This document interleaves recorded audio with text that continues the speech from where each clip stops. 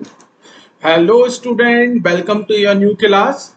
तो आज मैं आपके लिए लेके आया हूं एटॉमिक स्ट्रक्चर का लेक्चर नंबर 12।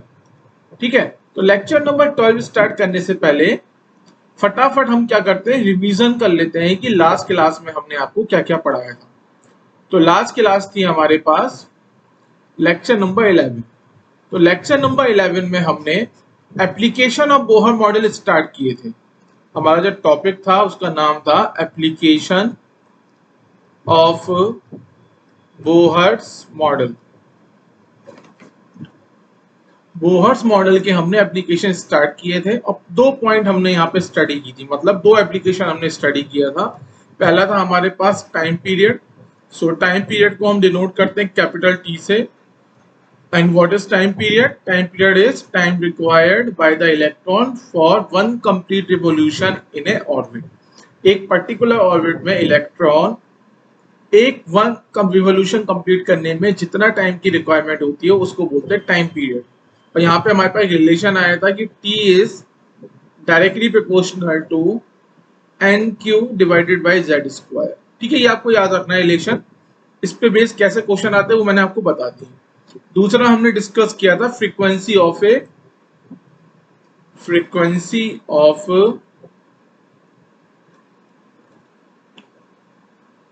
Electron revolution.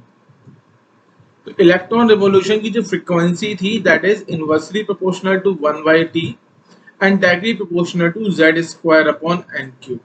तो ये हमने दो एप्लीकेशन अपने बोहर मॉडल की स्टडी करे थे। तो आज मैं लेके आया हूँ नेक्स्ट एप्लीकेशन। तो देखिए, एब्जॉर्प्शन एनर्जी अब हमें स्टडी करनी है। ठीक है, तो एब्जॉर्प्शन एनर्जी स्टडी करने से पहले मैं आपको कुछ चीज बताना चाहूंगा। देखो जरा एक बार,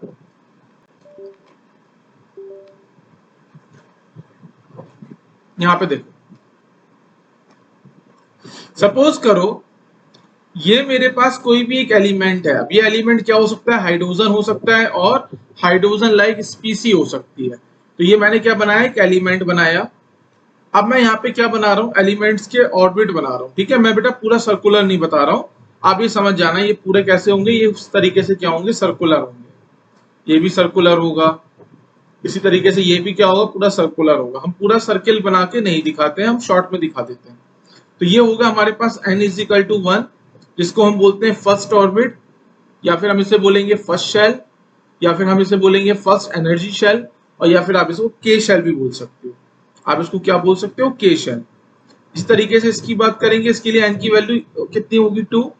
second orbit second shell, second energy shell, या फिर इसके लिए स्पेसिफिक वर्ड यूज करते हैं हम जिसको हम बोलते हैं एल शेल। क्लियर है ये? अब यहाँ आपको कुछ चीज समझनी पड़ेगी। कैसे? सपोज करो इलेक्ट्रॉन मेरा n इज इक्वल टू 2 में है। इलेक्ट्रॉन हमारा कहाँ पे? n इज इक्वल टू 2 में।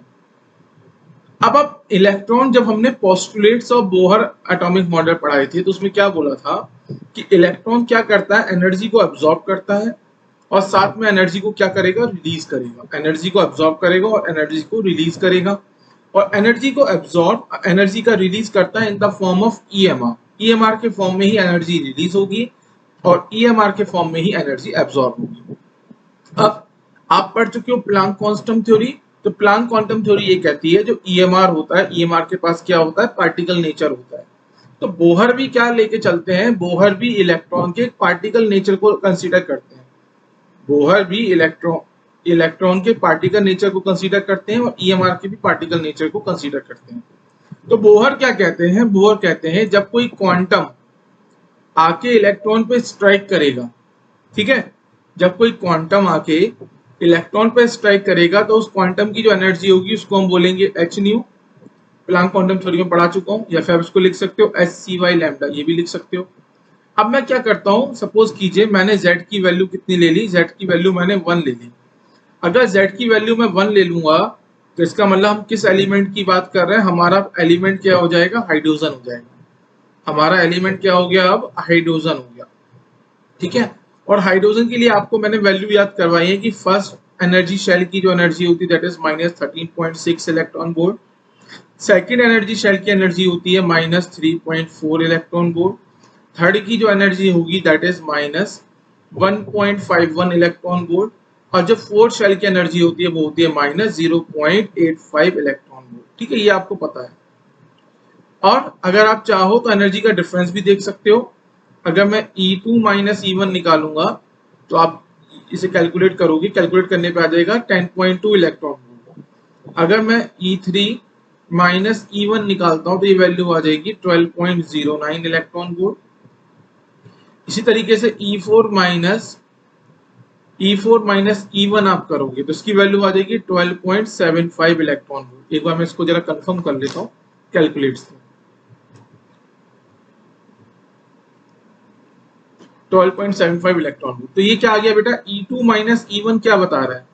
E2 माइनस E1 बता रहा है कि for the hydrogen atom, hydrogen atom के लिए सेकेंड एनर्जी शेल और फर्स्ट एनर्जी शेल के बीच का जो एनर्जी डिफरेंस है that is E2 minus E1।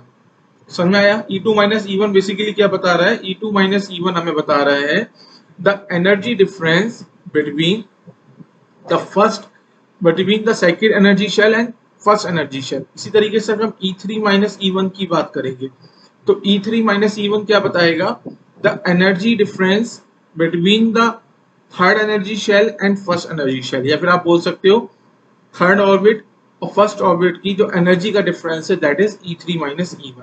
अब कहानी क्या है, कहानी को थोड़ा ध्यान से सुनो, कहानी को थोड़ा आपको ध्यान से सुनना पड़ेगा। ठीक है, अगर मैं हाइड्रोजन एटम की बात कर रहा हूं और मैं लेके चलता हूं कि हाइड्रोजन एटम का जो इलेक्ट्रॉन है उस समय वो n इज इक्वल टू 2 में है, n इज इक्वल टू 2 में है। ठीक है, और n इज इक्वल टू 2 में है तो इसका मतलब इस समय इसके पास जो एनर्जी होगी वो एनर्जी कितनी होगी? E2 is equal to minus 3.4 electron volt.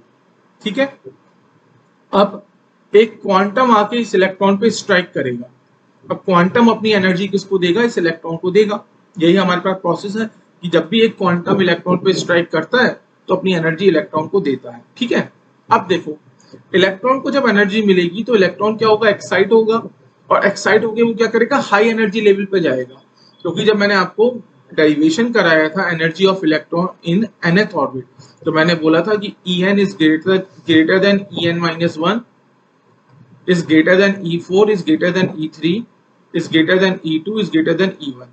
तो इसका मतलब आपको पता है कि जैसे आप न्यूक्लियस से, कैसे हम किसकी बात कर रहे हैं? अगर हम न्यूक्लियस से आउटवर्ड डायरेक्शन में मूव करते हैं, किस डायरेक्शन में मूव करते हैं? आउटवर्ड डायरेक्शन में मूव करेंगे। तो आउटवर्ड डायरेक्शन में मूव करेंगे कहां से? न्यूक्लियस से। तो एनर्जी क्या होती है? Energy of shell increase. Energy of shell, energy जो होगी शेल की, वो शेल की एनर्जी क्या होगी बेटा? इंक्रीज होगी। अब यहाँ देखो इलेक्ट्रॉन हमने क्या लेके चला है कि इलेक्ट्रॉन जो था हमारा, इलेक्ट्रॉन हमारा सेकंड ऑर्बिट में था। इलेक्ट्रॉन से एक क्वांटम टकराया और क्वांटम ने अपनी एनर्जी दी। अब इलेक्ट्रॉन क्या होगा बेटा? एक्साइट होगा। इलेक्ट्रॉन क्या होगा? एक्साइट होगा। सपोज करो अगर हम थर्ड E3 की वैल्यू, तो आपको पता है हाइड्रोजन के लिए E3 की वैल्यू कितनी होती है? -1.51। ठीक है, -1.51 इलेक्ट्रॉन वोल्ट। ईवी लिख देता हूँ, ईवी का मतलब होता है इलेक्ट्रॉन वोल्ट। तो यहाँ देखो बेटा, ये मेरा न्यूक्लियस था हाइड्रोजन एटम का। तो यहाँ पे मैं न्यूक्लियस के अंदर जो चार्ज है वो चार्ज कितना लिख देता हूँ? +E का या फिर +1E का। ये मेरे पास n इज इक्वल टू 1 है, ये मेरे पास n इज इक्वल टू 2 है, ये मेरे पास n इज इक्वल टू 3 है, और ये मेरे पास n इज इक्वल टू 4। यहाँ समझो आप। और इलेक्ट्रॉन को मैं कहाँ पे ले रहा हूँ? इलेक्ट्रॉन को मैं ले लेता हूँ अपने सेकेंड ऑर्बिट में। जब एक क्वांटम आके इलेक्ट्रॉन पे टकराएगा तो वो अपनी एनर्जी देगा। उस एनर्जी की वैल्यू कितनी हो जाएगी? h new. ठीक है, अब यहाँ दो कंडीशन बनेगी। क्या देखो, क्या तो केस 1 और केस 2 समझो, केस 1 एंड केस 2, केस 2। ठीक है, अभी हम सिर्फ 4 ऑर्बिट की बात कर रहे हैं, आगे और भी ऑर्बिट होंगे, हम उनकी डिस्कशन नहीं कर रहे हैं। हम सिर्फ 4 तक ही अपना डिस्कशन को लिमिटेड कर रहे हैं। इलेक्ट्रॉन बेटा कहां पर है? आपका सेकेंड ऑर्बिट में। अब इलेक्ट्रॉन के पास जो एनर्जी है, अगर मैं E2 की बात करता हूं तो E2 की वैल्यू कितनी है हमारे पास? -3.4 इलेक्ट्रॉन वोल्ट। ओके, अब क्या करे बेटा, जब क्वांटम इस इलेक्ट्रॉन से टकराएगा तो क्वांटम अपनी एनर्जी इस इलेक्ट्रॉन को देगा, या फिर आप बोल सकते हो इलेक्ट्रॉन क्या करेगा? एनर्जी को एब्जॉर्ब करेगा। इलेक्ट्रॉन क्या करेगा? एनर्जी को एब्जॉर्ब। अब इलेक्ट्रॉन एनर्जी को एब्जॉर्ब कब करेगा? केस नंबर 1 में मैं बता रहा हूं।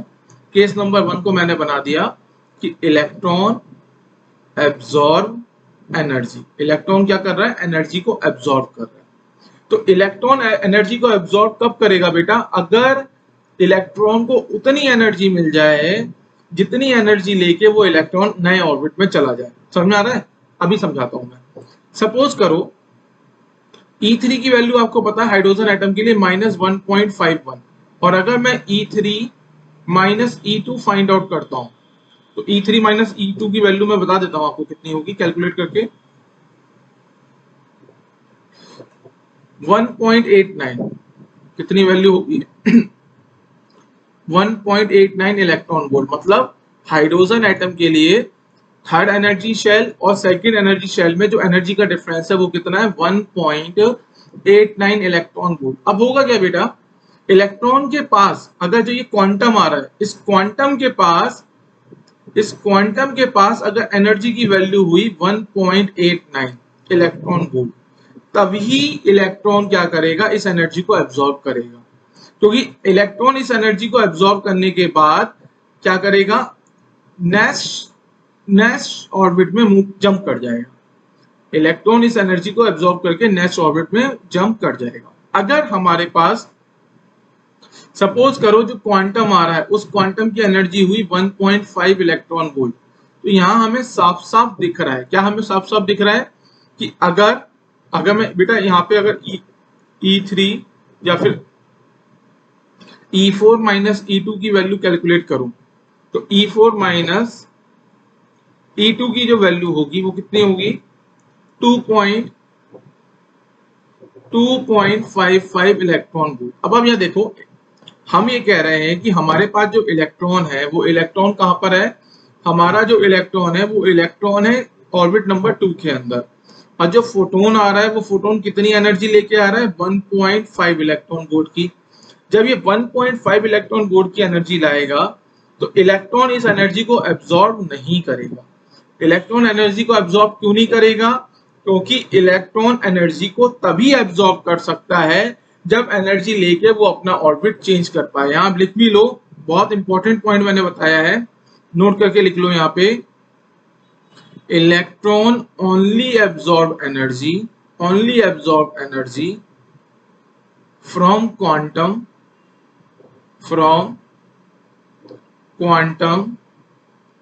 when after absorbing energy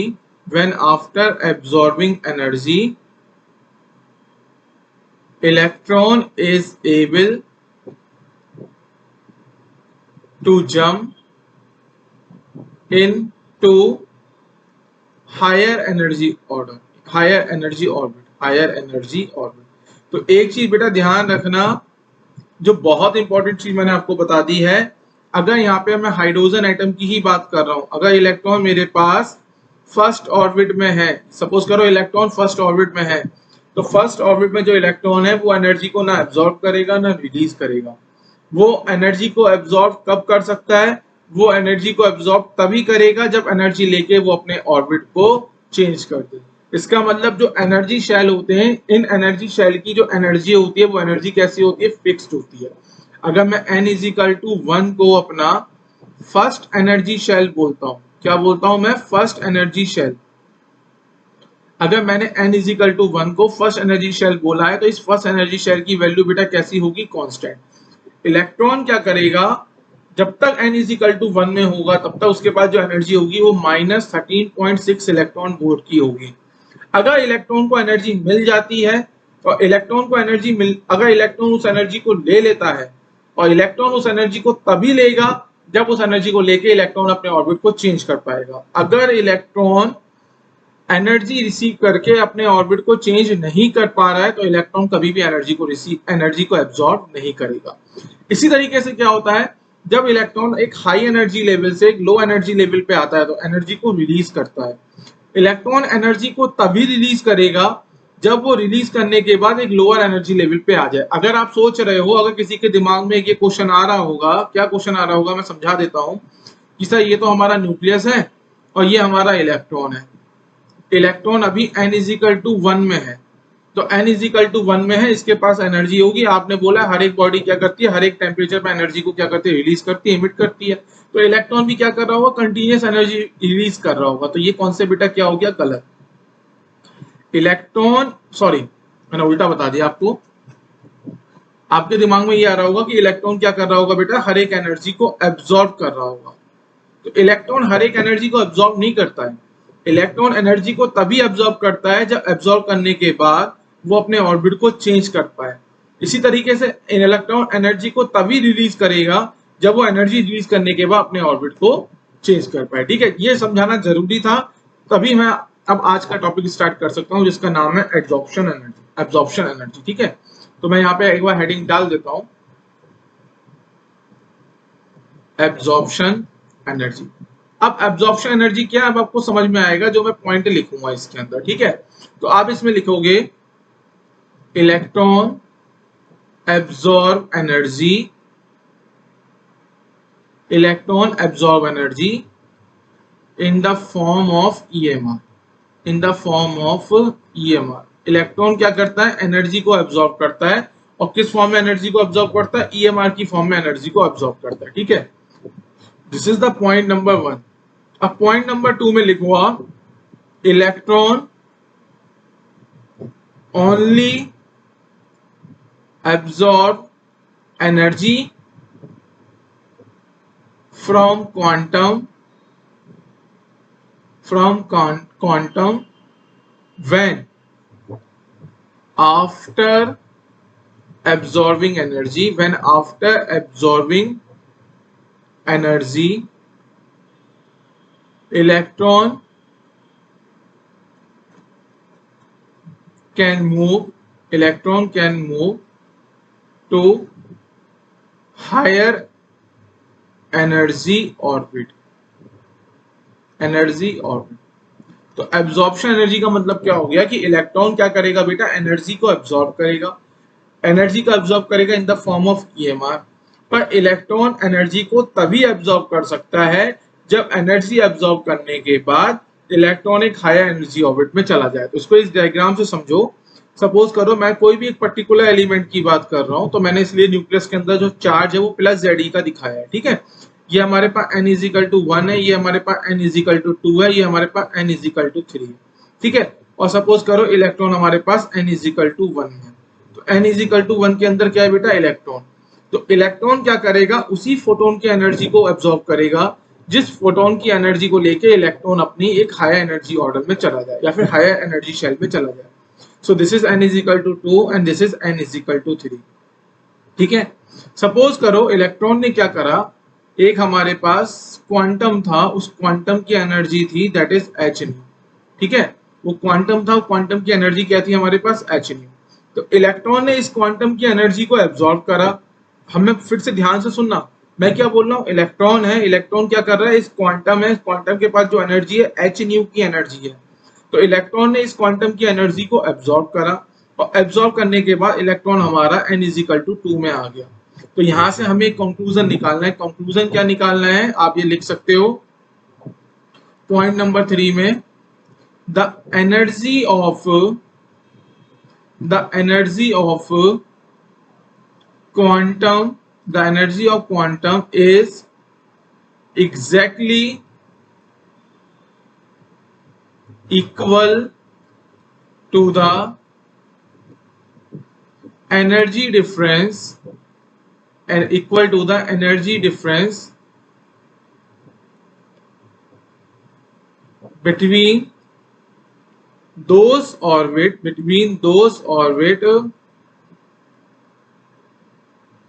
at which electron transition take place। अभी मैं समझाता हूँ बेटा इस पॉइंट का मतलब क्या है। मैंने क्या बोला, इलेक्ट्रॉन हमारा कहां पर है, इलेक्ट्रॉन हमारा n इज इक्वल टू 1 में है। अब वो एक क्वांटम है, उस क्वांटम की एनर्जी कितनी है, h न्यू। इस क्वांटम की एनर्जी को ये क्या कर रहा है, एब्जॉर्ब कर रहा है, और एब्जॉर्ब करने के बाद किस में चला जाता है, n इज इक्वल टू 2 में। तो यहां से हमने स्टेटमेंट ये लिखा है, हमारा जो एनर्जी होगा क्वांटम का that is h nu, that is also equal to SCy lambda. क्योंकि इलेक्ट्रॉन का ट्रांजिशन क्या हो रहा है, 1 से 2 में हो रहा है। अगर मैं पूछूं 1 और 2 में हाई एनर्जी शेल कौन सा है, तो यहाँ लिखो, फिर से समझो, जो ट्रांजिशन हो रहा है वो ट्रांजिशन किस में हो रहा है, सपोज करो 1 से 2 में आ रहा है। 1 से 2 में इलेक्ट्रॉन का ट्रांजिशन हो रहा है, इसका मतलब एनर्जी एब्जॉर्ब करके इलेक्ट्रॉन एक हाई एनर्जी ऑर्बिट में जाता है। तो हमें समझ में आना चाहिए कि E2 is greater than E1। वैसे भी हमें पता है कि E2 की वैल्यू E1 से ज्यादा होगी। तो आप लिख सकते हो 1 और 2 में जो n इज इक्वल टू 2 है वो हाई एनर्जी ऑर्बिट है as compare to n is equal to 1। तो हमने क्या बोला, यहाँ पे थोड़ा ध्यान दीजिए, the energy of quantum is exactly equal to the energy difference between those orbit at which electron transition take place। अगर इलेक्ट्रॉन का ट्रांजिशन 1 से 2 में हो रहा है तो इलेक्ट्रॉन उसी क्वांटम की एनर्जी को एब्जॉर्ब करेगा जिस क्वांटम की energy is equal to the energy difference of E2 minus E1। I think अब आपको कुछ समझ में आया होगा। एक और एग्जांपल लेके मैं बताऊंगा तो अभी और अच्छे से समझ में आ जाएगा आपको, ठीक है। सपोज करो यहाँ पे फिर से हम एक एग्जांपल चेंज करते हैं कि इलेक्ट्रॉन का बेटा ट्रांजिशन जो हो रहा है वो इलेक्ट्रॉन का ट्रांजिशन हो रहा है n इज इक्वल टू 1 से, इलेक्ट्रॉन का जो ट्रांजिशन हो रहा है n इज इक्वल टू 1 से n इज इक्वल टू 3 में हो रहा है, n इज इक्वल टू 1 से n इज इक्वल टू 3 में हो रहा है। तो इलेक्ट्रॉन का ट्रांजिशन अगर n इज इक्वल टू 1 से n इज इक्वल टू 3 में होगा, इसका मतलब इलेक्ट्रॉन क्या हो रहा है, एक लो एनर्जी शेल से एक हाई एनर्जी शेल में जा रहा है। तो एनर्जी को क्या करेगा, एब्जॉर्ब करेगा। तो इलेक्ट्रॉन से उसी क्वांटम की एनर्जी को एब्जॉर्ब कर सकता है जिस क्वांटम की energy is equal to the difference of E3 minus E1। Suppose करिए मैं यहाँ लिखता हूं, अगर इलेक्ट्रॉन का ट्रांजिशन कहां से कहां हो रहा है, 1 से 3 में हो रहा है, तो उस केस में जो एनर्जी ऑफ क्वांटम होगा that is equal to H is equal to nu is equal to s C Y lambda is equal to E3 minus E। समझ में आया। तो बेसिकली क्या है, जब इलेक्ट्रॉन अब क्या करेगा, एक लो एनर्जी लेवल से एक हाई एनर्जी लेवल में जाएगा तो एनर्जी को एब्जॉर्ब करेगा, एनर्जी को एब्जॉर्ब करेगा in the form of EMR। इसका मतलब इलेक्ट्रॉन जो एनर्जी लेगा वो कहां से लेगा, क्वांटम से लेगा। क्वांटम बेसिकली होता क्या है, quantum basically small packet of energy होता है। अब इलेक्ट्रॉन के पास तो बहुत सारी एनर्जी के पैकेट आ रहे होंगे, डिफरेंट डिफरेंट एनर्जी के पैकेट आ रहे होंगे। तो क्या इलेक्ट्रॉन हर एक एनर्जी के पैकेट से एनर्जी को एब्जॉर्ब करेगा, आंसर है नहीं। इलेक्ट्रॉन सिर्फ उसी एनर्जी के पैकेट की एनर्जी को एब्जॉर्ब करेगा जिस पैकेट की एनर्जी को एब्जॉर्ब करके इलेक्ट्रॉन क्या करे, अपने ऑर्बिट को चेंज कर पाएगा। इसका मतलब जो इस पैकेट की एनर्जी को इलेक्ट्रॉन एब्जॉर्ब कर रहा है उस पैकेट की जो एनर्जी है that is equal to the energy difference between those two orbit at which electron transition take place. समझ में आया कि नहीं आया। अगर मैं यहाँ पे एक सिंपल एग्जांपल लेके फिर से समझाना चाहूंगा आपको कि हमारे पास ये एक इलेक्ट्रॉन है, ठीक है, ये n इज इक्वल टू 1 में है, इसने एनर्जी को एब्जॉर्ब करा, उस क्वांटम की एनर्जी h न्यू है और इलेक्ट्रॉन एब्जॉर्ब करके एनर्जी वो चला जाता है n इज इक्वल टू 10 में चला जाता है। किसमें चला जाएगा बेटा, n इज इक्वल टू 10 में।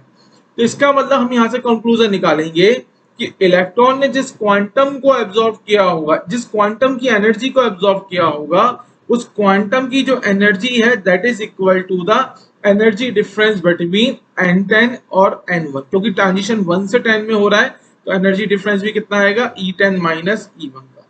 अगर इस क्वांटम की एनर्जी E10 माइनस E1 है तभी इलेक्ट्रॉन क्या करेगा, इस क्वांटम की एनर्जी को एब्जॉर्ब करेगा, एब्जॉर्ब करने के बाद n इज इक्वल टू 10 में चला जाएगा। आई थिंक अब आपको क्लियर हो गया होगा। अब आओ इमिशन की बात। ये तो पूरी की पूरी बात अभी तक हमने करी किसकी बेटा, एब्जॉर्प्शन की। अब हम बात करते हैं इमिशन की। तो इमिशन में हम पॉइंट नंबर 1 लिखेंगे, electron emits energy in the form of EMR, in the form of EMR। तो बोहर का जो पोस्टुलेट्स था वो पोस्टुलेट्स क्या क्या थे, इलेक्ट्रॉन EMR के फॉर्म में ही एनर्जी को एब्जॉर्ब करता है और EMR के फॉर्म में ही एनर्जी को रिलीज करेगा। तो electron emits energy in the form of EMR। ठीक है, आगे लिखेंगे हम यहाँ पे, the energy of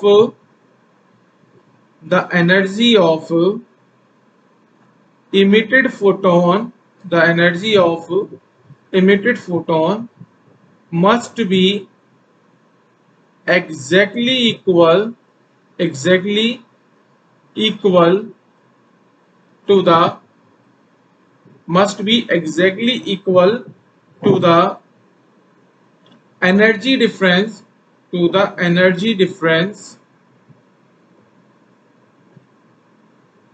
of those orbit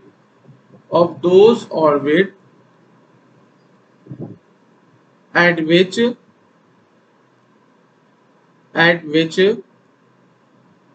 electron transition take place, at which electron transition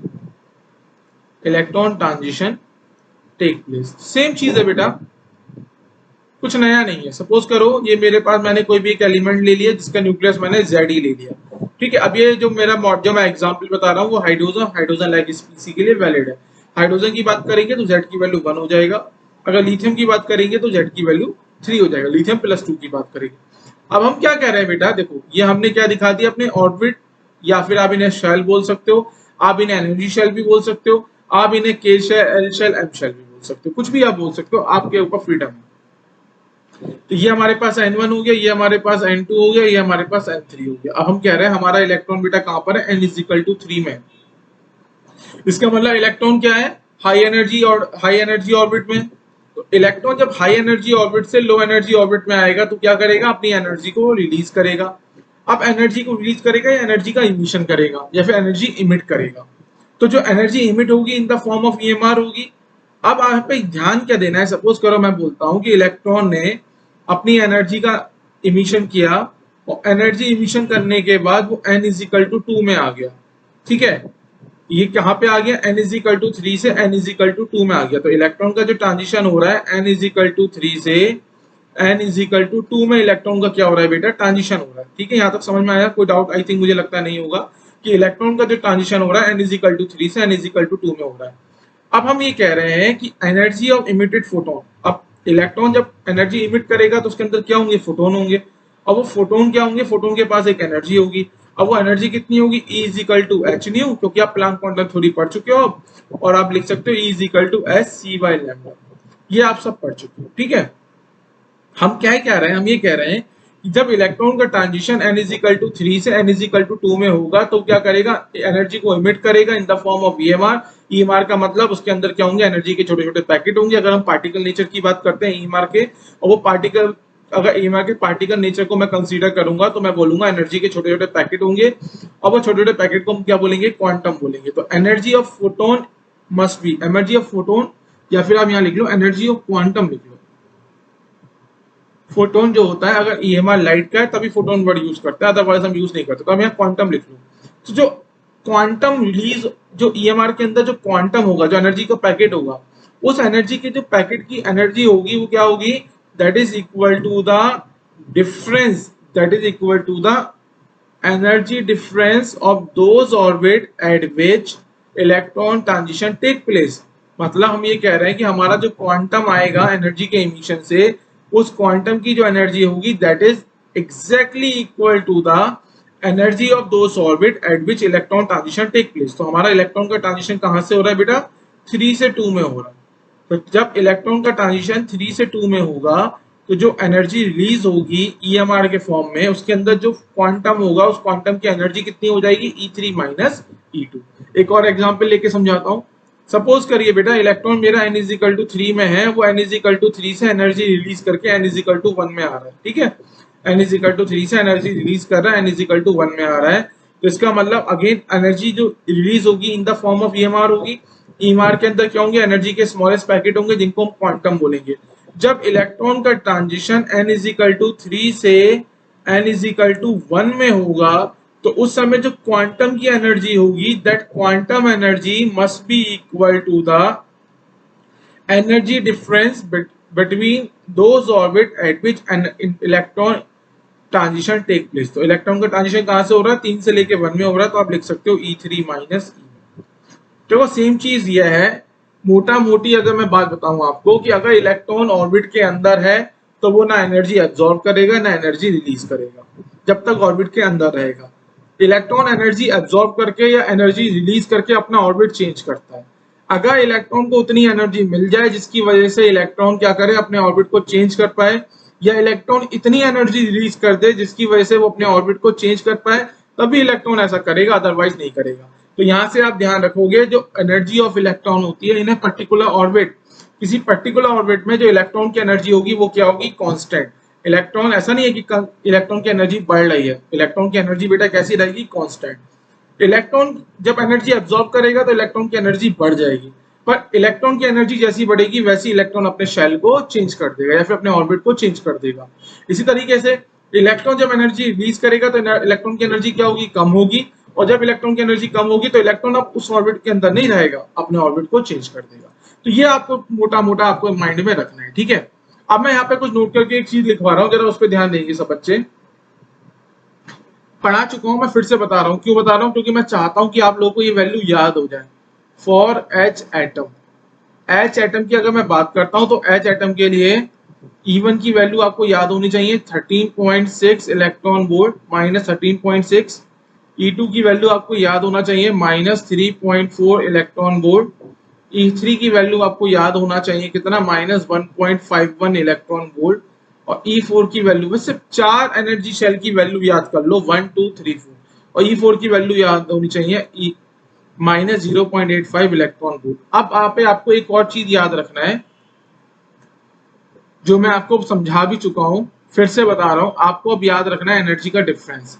कैसे, अगर मैं E2 माइनस E1 की वैल्यू कैलकुलेट करूंगा तो हाइड्रोजन एटम के लिए सेकंड एनर्जी शेल और जो फर्स्ट एनर्जी शेल होता है इनका जो डिफरेंस होता है that is 10.2 electron volt.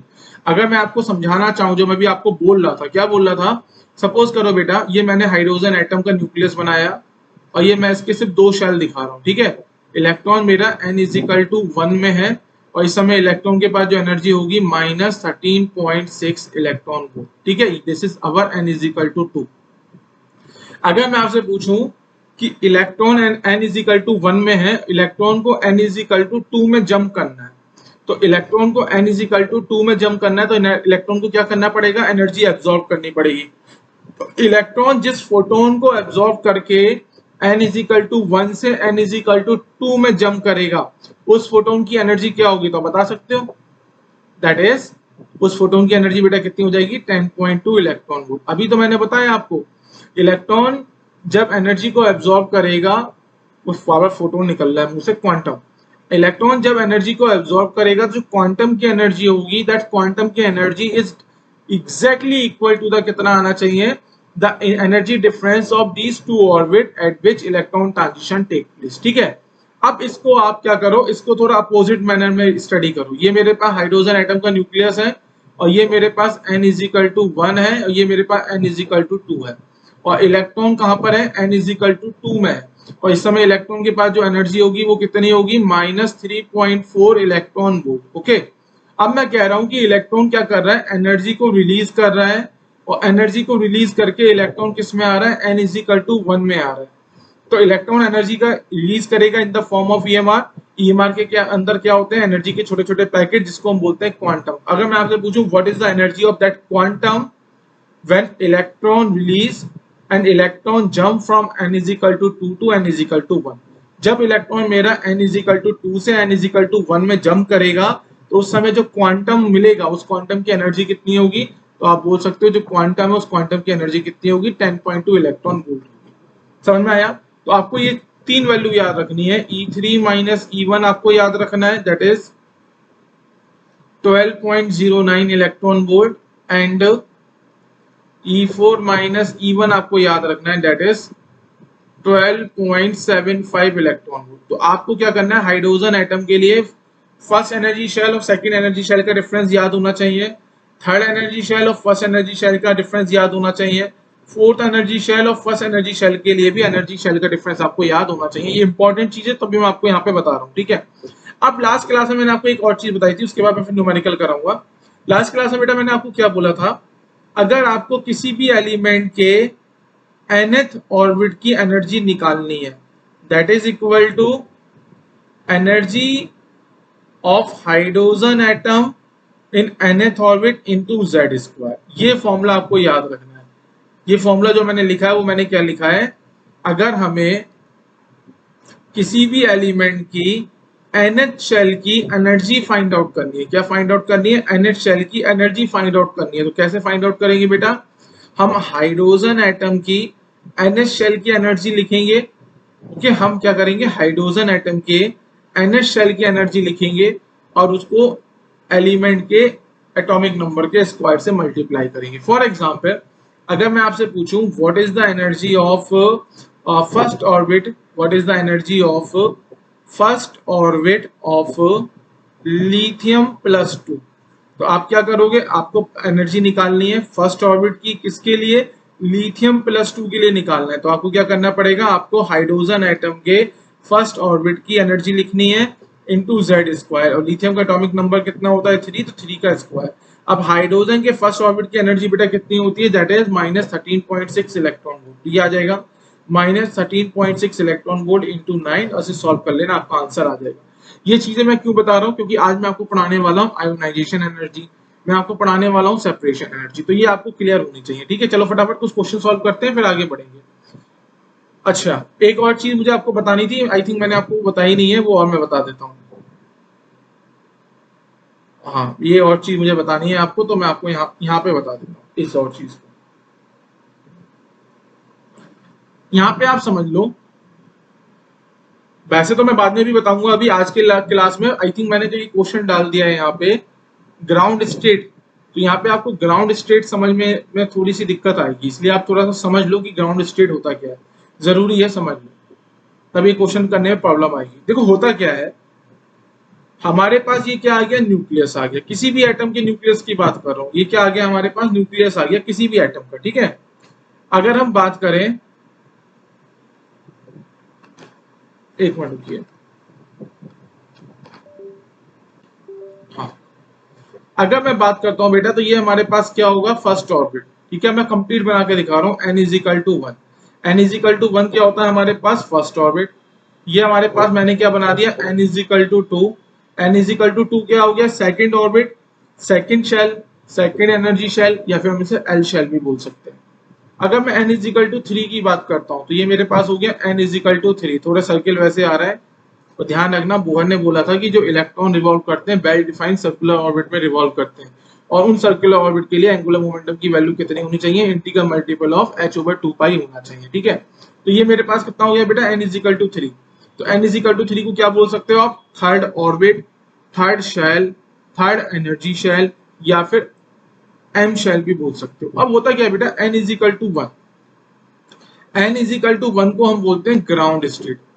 Ground state मतलब अगर इलेक्ट्रॉन हमारा n इज इक्वल टू 1 के अंदर है, तो हम उसे क्या बोलेंगे, ग्राउंड स्टेट। जैसे कि आपने घर देखा है, जब कोई घर होता है, उस घर के अंदर क्या होता है, ग्राउंड फ्लोर होता है, ग्राउंड फ्लोर होता है, फिर फर्स्ट फ्लोर होता है, सेकंड फ्लोर होता है, थर्ड फ्लोर होता है। इसका मतलब ग्राउंड मतलब कहाँ पे हो आप, जमीन पे हो। ठीक है, अगर electron n is equal to 1 को हमने ग्राउंड, बेटा ग्राउंड स्टेट क्यों बोला है, इसका एक रीजन है। क्या रीजन है, अगर इलेक्ट्रॉन हमारा n इज इक्वल टू 1 में है, कहां पर है इलेक्ट्रॉन हमारा, n इज इक्वल टू 1 में है, तो n इज इक्वल टू 1 से electron n is equal to 2 में जा सकता है, n इज इक्वल टू 3 में जा सकता है। मतलब इलेक्ट्रॉन क्या कर सकता है, इलेक्ट्रॉन हाई एनर्जी ऑर्बिट में जा सकता है। ग्राउंड स्टेट का मतलब क्या होता है, अगर कोई इलेक्ट्रॉन अपने ग्राउंड स्टेट में है, इसका मतलब इलेक्ट्रॉन अपनी मिनिमम एनर्जी लेवल में है। इलेक्ट्रॉन कहां पर है, ग्राउंड स्टेट का मतलब क्या होता है, डेफिनेशन में लिख लो, ग्राउंड स्टेट का मतलब होता है electron is present in minimum energy state. Electron कहां पर है, अपनी मिनिमम एनर्जी की स्टेट में है। ठीक है, मिनिमम एनर्जी की स्टेट का मतलब क्या हो गया, maximum stable. Maximum stable electron कैसा है, मैक्सिमम स्टेबल है।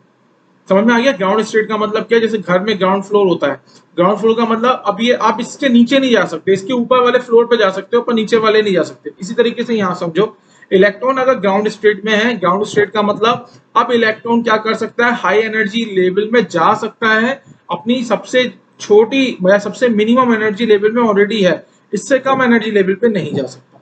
आई थिंक ग्राउंड स्टेट का मतलब समझ में आ गया। बाकी मैं आज की क्लास में ही जब आपको आयोनाइजेशन एनर्जी पढ़ा दूंगा, तो ये सब चीजें आपको और अच्छे से क्लियर हो जाएंगी। अभी आपको इतना समझ लो, ग्राउंड स्टेट का मतलब क्या होता है, जैसे घर में होता है ग्राउंड फ्लोर, मतलब सबसे नीचे वाला जो फ्लोर होता है उसको ग्राउंड फ्लोर। अब कोई बच्चा ये मत कहना कि सर हमारा घर अंडरग्राउंड है, हमारे पास बेसमेंट है, अंडरग्राउंड बेसमेंट है। तो बेटा जनरल एक बात चल रही है, जनरल बात क्या है, जनरल बात यह है कि ग्राउंड फ्लोर का मतलब जो बिल्कुल जमीन से अटैच है। इसका मतलब अब इलेक्ट्रॉन क्या कर सकता है, इलेक्ट्रॉन ग्राउंड स्टेट में अगर इलेक्ट्रॉन होगा तो ग्राउंड स्टेट से वो हाई एनर्जी लेवल में जा सकता है। अब ग्राउंड स्टेट से वो लो एनर्जी लेवल में नहीं जा सकता। क्यों? क्योंकि ग्राउंड स्टेट ही जो होती है वो मिनिमम एनर्जी लेवल होती है। इसको यहाँ लिख लो, मिनिमम एनर्जी लेवल। ठीक है, चलो क्वेश्चन में आओ। क्वेश्चन है हमारे पास, एक बार क्वेश्चन रीड करो आप सब लोग, एक बार सब बच्चे क्वेश्चन रीड करिए।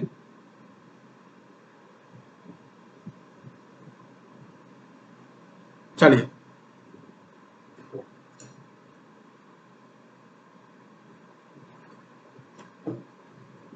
चलो मैं स्टार्ट करता हूं। The ground state electron of hydrogen atom is exposed to a radiation of 10.3 electron volt. Predict what will happen. तो हाइड्रोजन एटम का न्यूक्लियस के अंदर कितना चार्ज होता है? +1e का चार्ज होता है। तो ये मैंने हाइड्रोजन एटम का न्यूक्लियस बना दिया। ठीक है, अब हाइड्रोजन एटम के मैं क्या बना रहा हूँ? ऑर्बिट बना रहा हूँ। तो ये मैंने क्या बना दिया? ऑर्बिट बना दिए।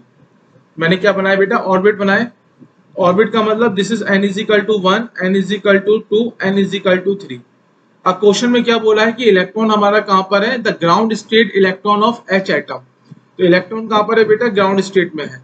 ठीक है, अब आपको एक कुछ चीजें मैंने अभी जस्ट बताई थी, अभी आपको याद होगा मैंने एक ये पॉइंट बताया था, इनको याद रखना।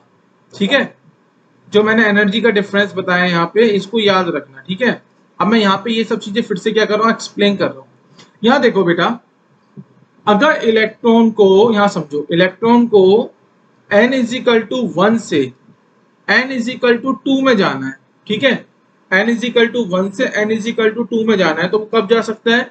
वो तभी जा सकता है जब उसको कोई एक ऐसा फोटोन, इतनी एनर्जी वाला फोटोन मिले जिस फोटोन की एनर्जी कितनी हो? 10.2 इलेक्ट्रॉन वोल्ट। तो इलेक्ट्रॉन क्या करेगा? अरे फिर मेरे मुंह से फोटोन निकल रहा है फिर से बेटा। जैसे क्वांटम, क्वांटम क्या होता है ना, फिर मैं बताता हूँ। क्वांटम क्या होता है? क्वांटम एक जनरल वर्ड होता है। आप लाइट के एनर्जी के पैकेट को भी क्वांटम बोल सकते हो, या फिर किसी भी ईएमआर के एनर्जी के पैकेट को क्वांटम बोल सकते हो।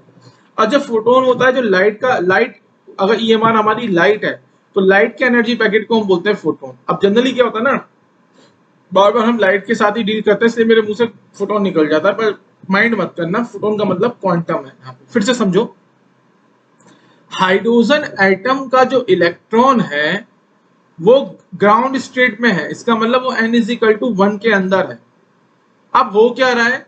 हाइड्रोजन एटम के इलेक्ट्रॉन को आपने एक्सपोज करा है टू अ रेडिएशन ऑफ 10.3। मतलब जो हाइड्रोजन एटम के ऊपर जो रेडिएशन आ रहा है, उस रेडिएशन की जो एनर्जी है, वो एनर्जी कितनी है? वो एनर्जी है 10.3 इलेक्ट्रॉन वोल्ट की।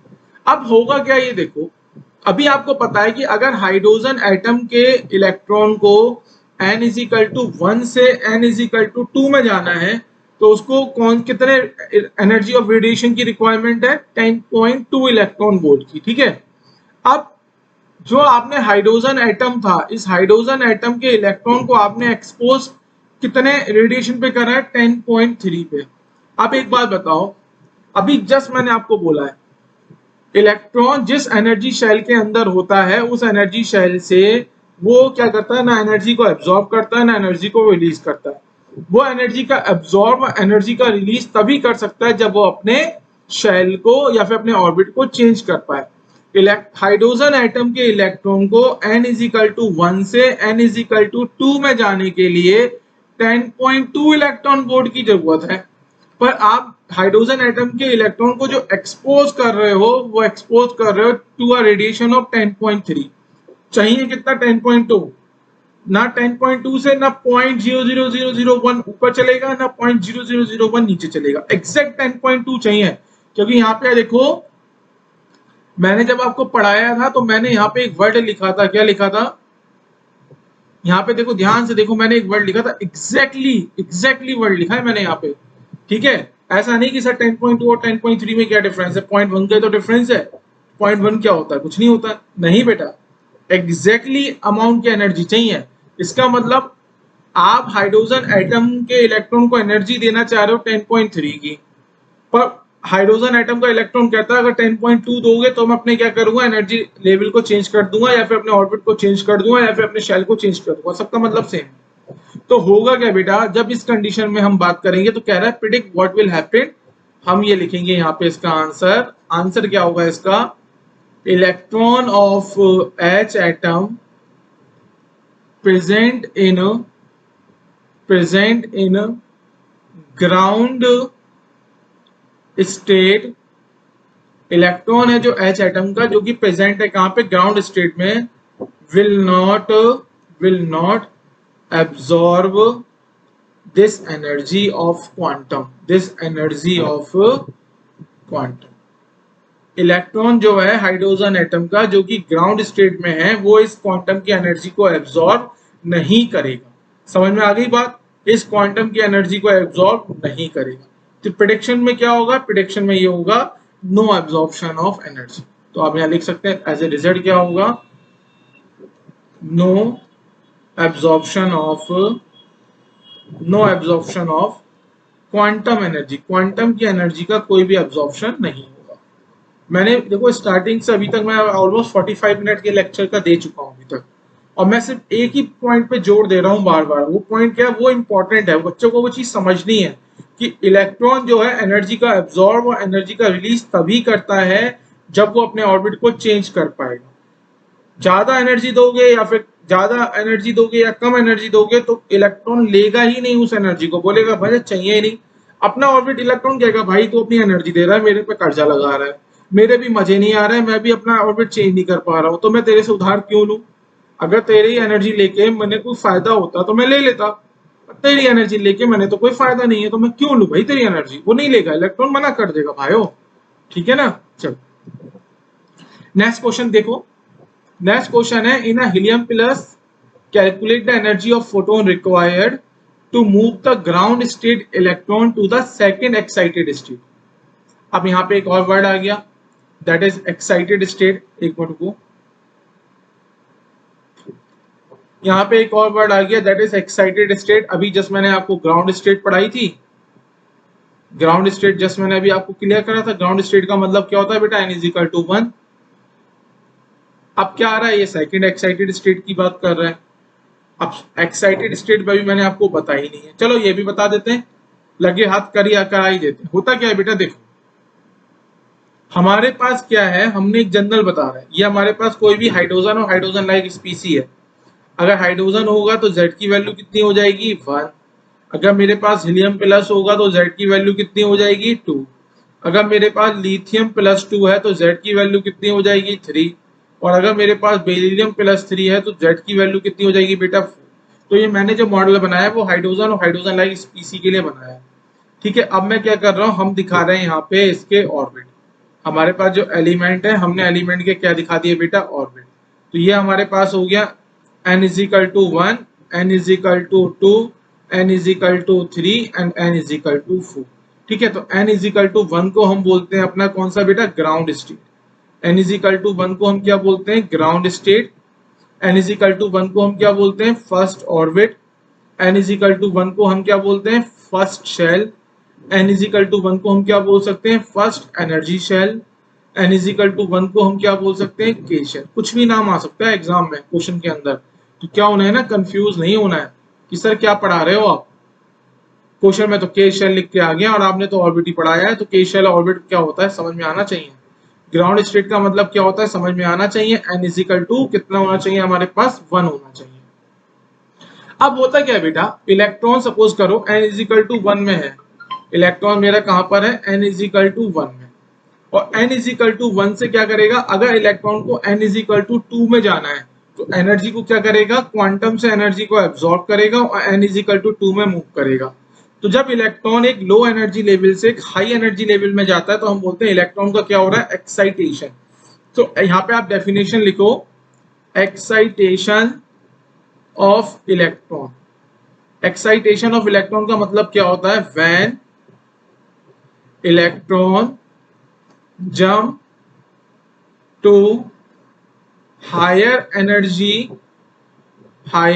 Energy orbit. जब इलेक्ट्रॉन हमारा जंप करता है एक हायर एनर्जी ऑर्बिट में, by absorbing energy of quantum, by absorbing energy of quantum. तो बेटा इसको हम बोलते हैं एक्साइटेशन ऑफ इलेक्ट्रॉन। तो एक्साइटेशन ऑफ इलेक्ट्रॉन क्या हो गया, जब हमारा इलेक्ट्रॉन एनर्जी को क्या करेगा, एब्जॉर्ब करेगा क्वांटम से और एक हाई एनर्जी लेवल में चला जाएगा, तो हम उसको क्या बोलेंगे, उसको हम बोलेंगे एक्साइटेशन ऑफ इलेक्ट्रॉन। जब इलेक्ट्रॉन हमारा ग्राउंड स्टेट से n इज इक्वल टू 2 में जाता है, तो n इज इक्वल टू 2 को हम बोलते हैं फर्स्ट एक्साइटेड स्टेट। इसको हम क्या बोलते हैं, फर्स्ट एक्साइटेड स्टेट। अगर मैं बात करता हूं किसकी बेटा, n इज इक्वल टू 3 की, n इज इक्वल टू 3 क्या कहलाता है, सेकेंड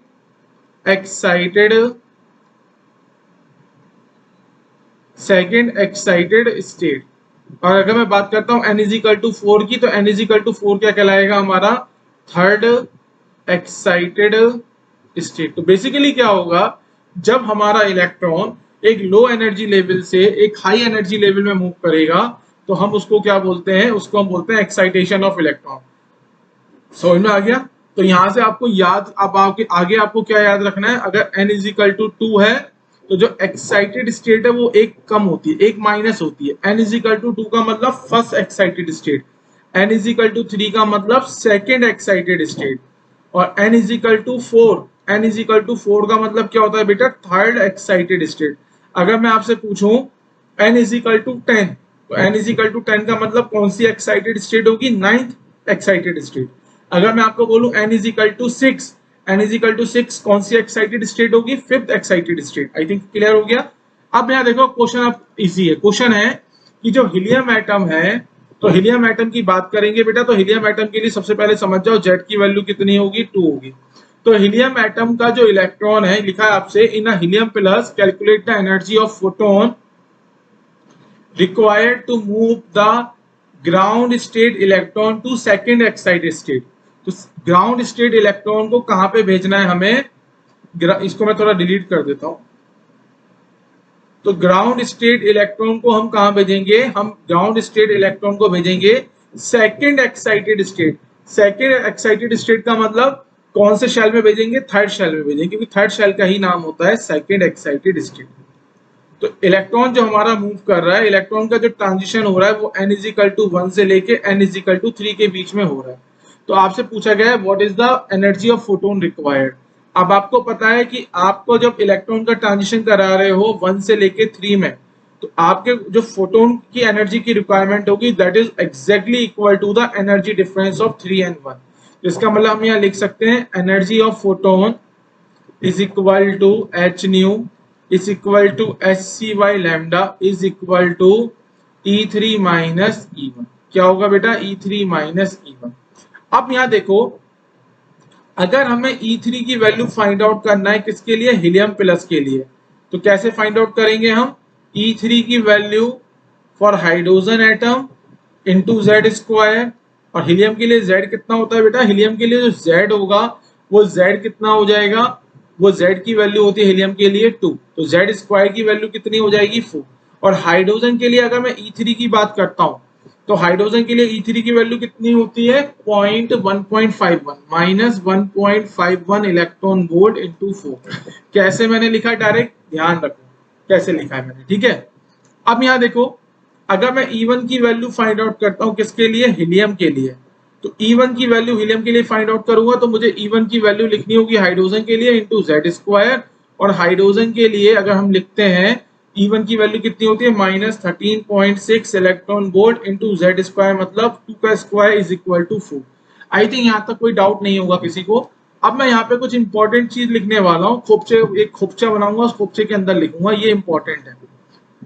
इंपॉर्टेंट क्या है बेटा, देखो इंपॉर्टेंट क्या है, देखो यहां मैं लिख भी देता हूं मोस्ट इंपॉर्टेंट। इंपॉर्टेंट ये है, जिस तरीके से हम किसी भी एलिमेंट की किसी भी ऑर्बिट में जो एनर्जी लिखना होता है, कैसे लिखते हैं बेटा, energy of hydrogen in the same, energy of hydrogen atom electron in the same orbit into Z square. तो हम डिफरेंस भी ऐसे ही लिख सकते हैं, कैसे, अगर मुझे E3 माइनस E1 लिखना है किसके लिए, किसके लिए लिखना है बेटा, हीलियम प्लस के लिए, तो कैसे लिख सकता हूं मैं, E3 minus E1, E3 minus E1 और hydrogen atom into Z square, direct भी लिख सकते हो। अब हाइड्रोजन एटम के लिए E3 माइनस E1 की वैल्यू आपको पता है, मैंने अभी आपको बताया था, क्या बताया था, E2 माइनस E1 कितना होता है 10.2 और E3 माइनस E1 कितना होता है बेटा 12.09 इलेक्ट्रॉन वोल्ट इंटू 4। तो आप जब इसे सॉल्व करोगे, सॉल्व करने पे ये वैल्यू आ जाएगी 36 और 48 electron volt. That is your answer. तो मैं यहाँ पे इसका आंसर लिख देता हूँ। आंसर कितना होगा, आंसर होगा हमारे पास 48.36 इलेक्ट्रॉन वोल्ट। ओके, तो मैंने इसका आंसर आपको दे दिया। तो मैंने क्या बोला, जिस तरीके से हम एनर्जी का डिफरेंस लिखते हैं, एनर्जी की वैल्यू फाइंड आउट कर सकते हैं किसी भी एटम का या किसी भी एलिमेंट का with respect to hydrogen atom, हम एनर्जी का डिफरेंस भी लिख सकते हैं with respect to hydrogen atom. ठीक है, चलिए क्वेश्चन करते हैं। Calculate the energy of photon emitted when electron present in n shell jump to first excited state in hydrogen atom. तो बेटा हाइड्रोजन एटम की बात कर रहे हैं, तो हाइड्रोजन एटम के न्यूक्लियस के अंदर आप चार्ज कितना दिखा सकते हो, 1 ई का दिखा सकते हो, +1 ई का। ये मैंने दिखा दी बेटा के शेल। ये वाली शेल हमारी कौन सी है, एल शेल। ये हमारे पास कौन सी शेल होगी, एम शेल। और ये हमारे पास कौन सी शेल आ गई, एन शेल। ठीक है, के एल एम एन दिखा दिया। तो बेटा k का मतलब n is equal to 1, l का मतलब n is equal to 2, m का मतलब n is equal to 3, n का मतलब n इज इक्वल टू 4। तो n इज इक्वल टू 1 का नाम क्या होता है, ground state. n is equal to 1 का मतलब क्या होता है बेटा, ground state. n is equal to 2 को आप क्या बोलते हो, first excited state. First excited state. n is equal to 3 को हम क्या बोलते हैं, सेकेंड एक्साइटेड स्टेट।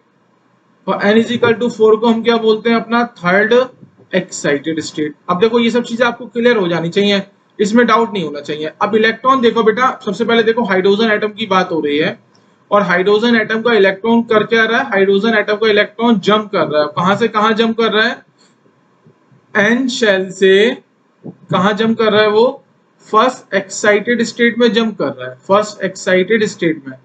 तो आपसे एनर्जी ऑफ फोटोन पूछी है। एन शेल का मतलब बेटा क्या हो गया, एन इज इक्वल टू 4। और फर्स्ट एक्साइटेड स्टेट का मतलब क्या हो गया, एन इज इक्वल टू 2। तो बेसिकली इलेक्ट्रॉन कहां पे था, इलेक्ट्रॉन हमारा एन इज इक्वल टू 4 में था। और इलेक्ट्रॉन ने क्या करा है, हमारे इलेक्ट्रॉन ने जंप करा है। और जंप करके इलेक्ट्रॉन हमारा कहां पे आ गया है, एन इज इक्वल टू 2 में आ गया है। तो अभी मैंने आपको बोला है, क्या बोला है, कि दैट इलेक्ट्रॉन जब जंप करेगा एक हायर एनर्जी लेवल से या फिर एक हायर एनर्जी ऑर्बिट से एक लोअर एनर्जी ऑर्बिट में, तो वो क्या करेगा, एनर्जी को रिलीज करेगा in the form of EMR. उस ईएमआर के पास क्या होगा, एनर्जी के पैकेट होगा। उस एनर्जी के पैकेट को हम क्या बोलेंगे, क्वांटम।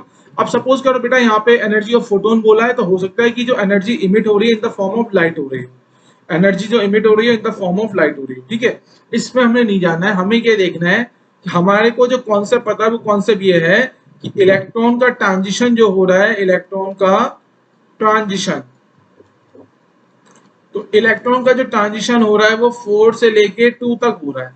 इसका मतलब जो एनर्जी ऑफ फोटोन होगी that is equal to h nu, that is also equal to h C Y lambda is equal to E4 minus E2 होगी। अब हाइड्रोजन एटम के लिए E4 की वैल्यू कितनी होती है, -0.85। और हाइड्रोजन एटम के लिए E2 की वैल्यू कितनी होती है, -3.4, 3.4 इलेक्ट्रॉन वोल्ट।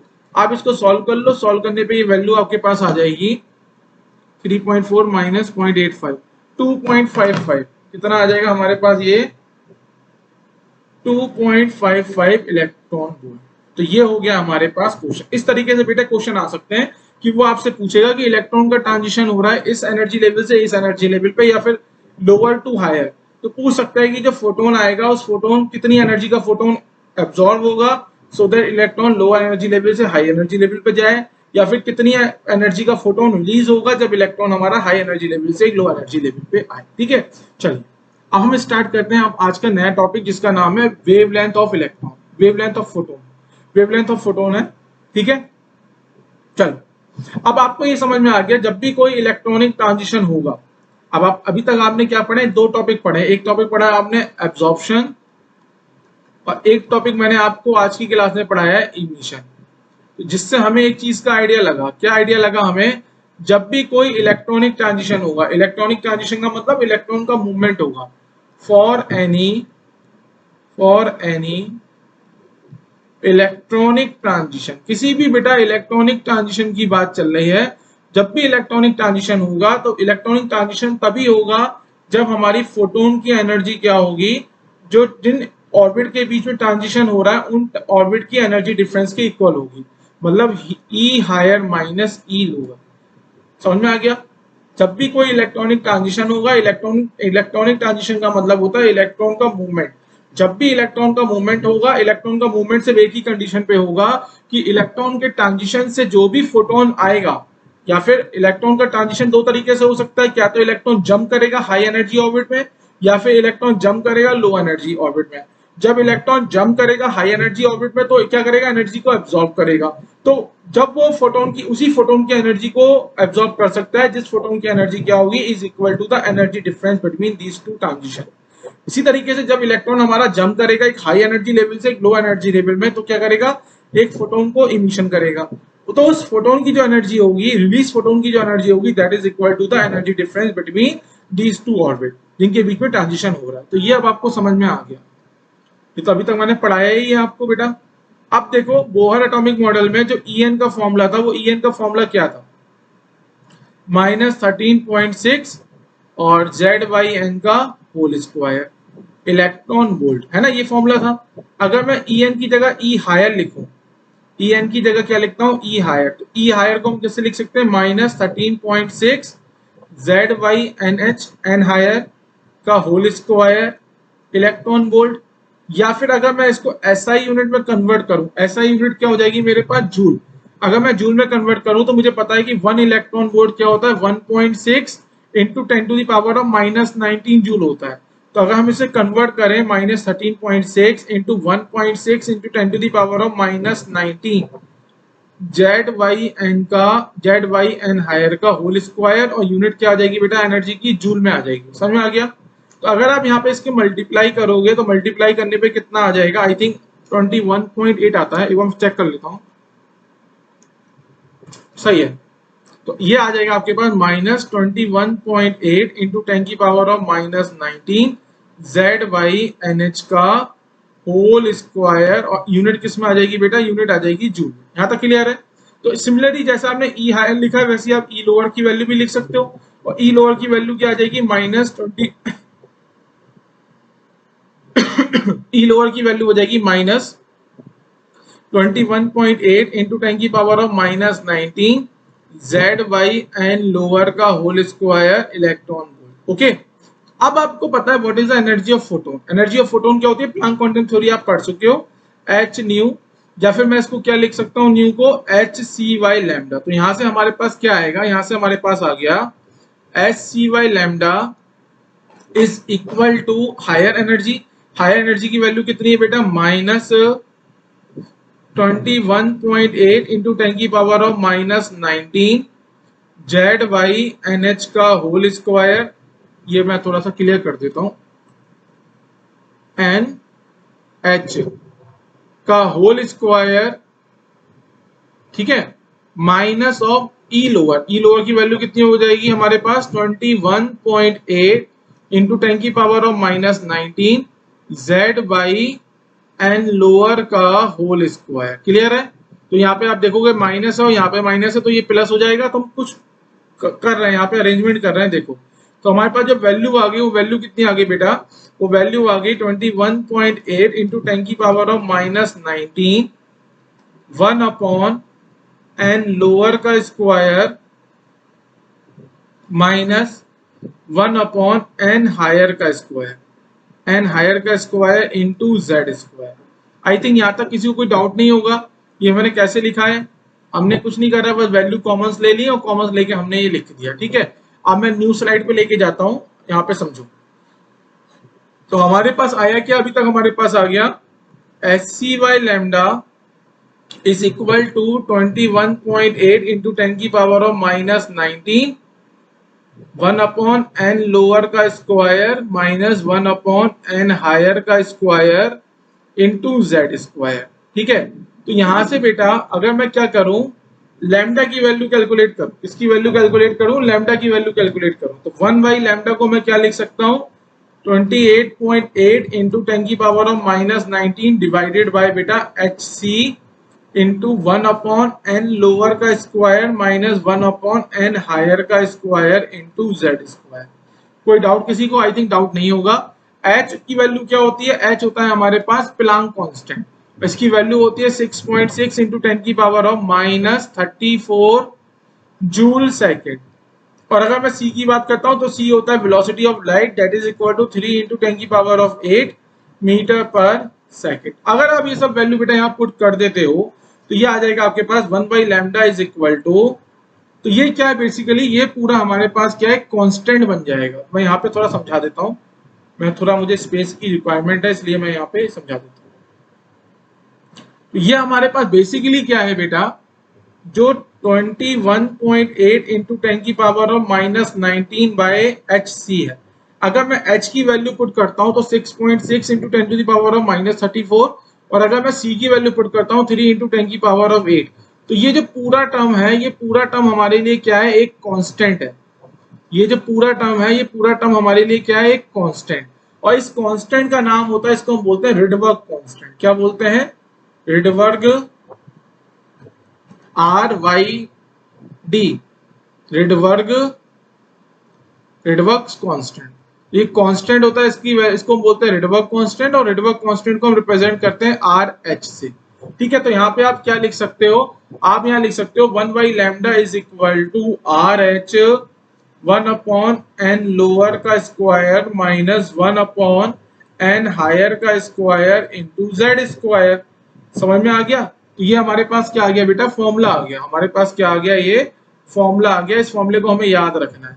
अब यहाँ पे ध्यान क्या देना है आपको, देखो RH बेसिकली क्या है, RH है Rydberg constant, RYD Rydberg constant. और इस रिडबर्ग कांस्टेंट की जो वैल्यू होती है, अगर आप यहाँ पे इस पूरी कैलकुलेशन को सॉल्व करोगे तो सॉल्व करने पे आ जाएगा 109700 सेंटीमीटर इनवर्स। तो इस रिडबर्ग कांस्टेंट की जो वैल्यू होती है वो होती है 109700 सेंटीमीटर इनवर्स। ठीक है, आपको क्या ये वैल्यू याद रखनी है? आपको ये वैल्यू याद नहीं रखनी है। आपको वैल्यू क्या याद रखनी है वो मैं बता रहा हूँ। आप याद रखो बेटा 1 बाई RH की वैल्यू, जो 1 बाई RH होता है वो होता है 912 एंगस्ट्रॉम, 912 एंगस्ट्रॉम। आप 1 बाई RH की वैल्यू को याद रखो। 1 बाई RH की जो वैल्यू होगी वो कितनी होगी, 912 एंगस्ट्रॉम। ठीक है, ये आपको याद रखना है। तो यहाँ पे मैं इंपॉर्टेंट भी लिख देता हूँ, इंपॉर्टेंट आपको ये क्या करना है, याद रखना है। तो इसमें स्टार बना दिए, स्टार से आपको आइडिया लग जाएगा। ये आपको वैल्यू याद रखनी है। आपको रिडबर्ग कांस्टेंट की न्यूमेरिकल में, हम जो भी न्यूमेरिकल सॉल्व करेंगे,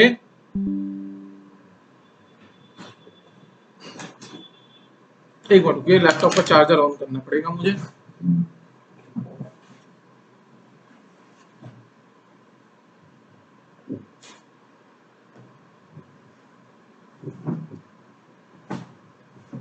हाँ देखो, तो मैंने क्या बोला है, हमें रिडबर्ग कांस्टेंट की वैल्यू को क्या करना है, याद रखना है। क्या याद रखना है? 1 by RH is equal to 912 angstrom. ठीक है, समझ में आ गया? तो यहां तक कोई डाउट किसी को? चल, अब मैं 1 मिनट का ब्रेक लेता हूं मैं, और उसके बाद फिर नेक्स्ट आपको बताता हूं। ठीक है, तो जो जो आपको बताना था आई थिंक मैं आपको सब कुछ बता चुका हूँ। तो एक बार यहाँ पे आ जाओ। पहले आज हम कुछ क्वेश्चंस करेंगे फिर आगे बढ़ेंगे। ठीक है, देखो यहाँ पे हमने स्टार्ट करा है अभी तक application of Bohr model, Bohr's model. एक बार देखो क्या क्या एप्लीकेशन हमने ये पढ़ी है। पहला हमने पढ़ा है यहाँ पे टाइम पीरियड। पहला हमने क्या स्टडी करी है, टाइम पीरियड की। और टाइम पीरियड में हमने क्या कंक्लूजन निकाला है, T is directly proportional to NQ by Z square. दूसरा हमने पढ़ा है फ्रीक्वेंसी ऑफ इलेक्ट्रॉन। तो फ्रीक्वेंसी ऑफ इलेक्ट्रॉन, इसमें हमने क्या स्टडी करी है, F is inversely proportional to 1 by T और directly proportional to Z square by NQ। ठीक है, थर्ड हमने आपको पढ़ाया है एब्जॉर्प्शन। एब्जॉर्प्शन में हमने क्या बोला, इलेक्ट्रॉन उसी क्वांटम की एनर्जी को एब्जॉर्ब करेगा जिस क्वांटम की जो एनर्जी है that is exactly equal to the E higher minus E lower होगा। और इलेक्ट्रॉन क्या करेगा, जंप कर जाएगा हाई एनर्जी ऑर्बिट में। चौथा हमने आपको क्या पढ़ाया है, इमिशन। इमिशन में ये बोला है कि जब इलेक्ट्रॉन एक हाई एनर्जी ऑर्बिट में होता है तो वो एनर्जी को रिलीज करता है, और एनर्जी को रिलीज करने के बाद वो कहाँ पे आ जाता है, लो एनर्जी ऑर्बिट में आ जाता है।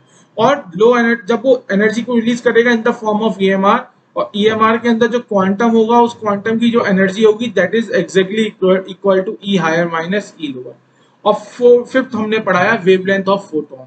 तो वेवलेंथ ऑफ फोटोन की अगर मैं बात करता हूं तो हमने जो एक फॉर्मूला ड्राइव करा है यहाँ पे, फॉर्मूला क्या है, 1/h is equal to R H 1/n lower का स्क्वायर माइनस 1/n हायर का square into Z square. Okay, और यहाँ पे आर एच की अगर हम बात करेंगे तो आर एच हमारे लिए कैसा है, रिडबर्ग कांस्टेंट है। इस रिडबर्ग कांस्टेंट की वैल्यू कितनी होती है, वैल्यू होती है 109700 सेंटीमीटर इनवर्स। और आपको याद क्या रखना है, आपको याद रखना है 1/RH is equal to 912 angstrom, ये आपको याद रखना है। ठीक है, चलिए एक क्वेश्चन मैं करा रहा हूँ, एक क्वेश्चन मैं होमवर्क में दूंगा जिसका आंसर आप मुझे कमेंट सेक्शन में बताओगे। आज मैं होमवर्क दूंगा, ठीक है। आपको गिवन है क्वेश्चन नंबर 36 है एटॉमिक स्ट्रक्चर का, the wavelength of radiation emitted when in an hydrogen atom electron falls from infinity to stationary state 1। तो इलेक्ट्रॉन कहाँ पे है बेटा, सपोज करिए ये मेरे पास n इजिकल टू इंफिनिटी है, n इजिकल टू इंफिनिटी पे इलेक्ट्रॉन था, और वो कहाँ पे आ रहा है, वो आ कहाँ पे रहा है, वो आ रहा है हमारा n इजिकल टू 1 पे। कहाँ से कहाँ आ रहा है बेटा, n इजिकल टू 1 पे आ रहा है, ठीक है। n इजिकल टू इंफिनिटी से n इजिकल टू 1 पे आ रहा है, हमें क्या फाइंड आउट करना है, हमें वेवलेंथ फाइंड आउट करनी है। अब आप देखो इलेक्ट्रॉन का ट्रांजिशन हो रहा है, कहाँ से हो रहा है बेटा, इंफिनिटी से n इजिकल टू 1 में हो रहा है। तो आप यहाँ देख सकते हो कि जो भी आपको क्वांटम मिलेगा उस क्वांटम की जो एनर्जी होगी that is E that is H nu that is S C Y lambda. तो ये किसके इक्वल होगी बेटा, ये E higher minus E lower के इक्वल होगी। अब आपको पता है, आपको जो एटम गिवन है बेटा, कौन सा एटम गिवन है, हाइड्रोजन एटम गिवन है, ठीक है।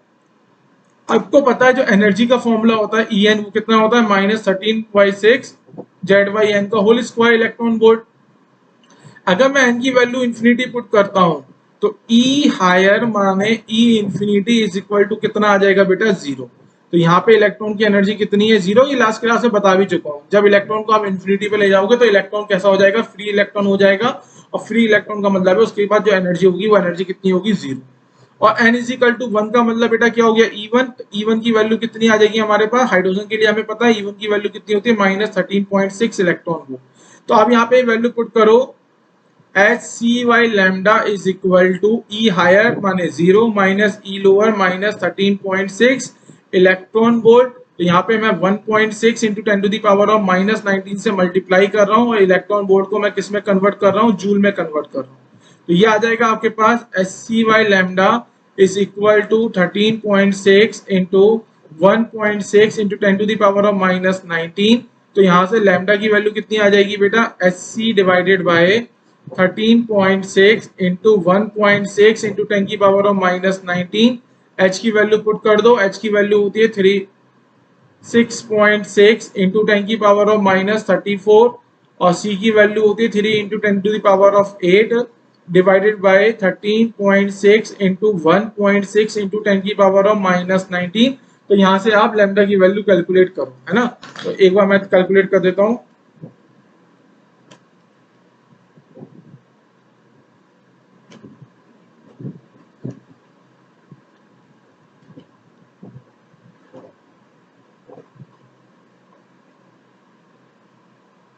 तो ये आ रहा है आपका 9.1।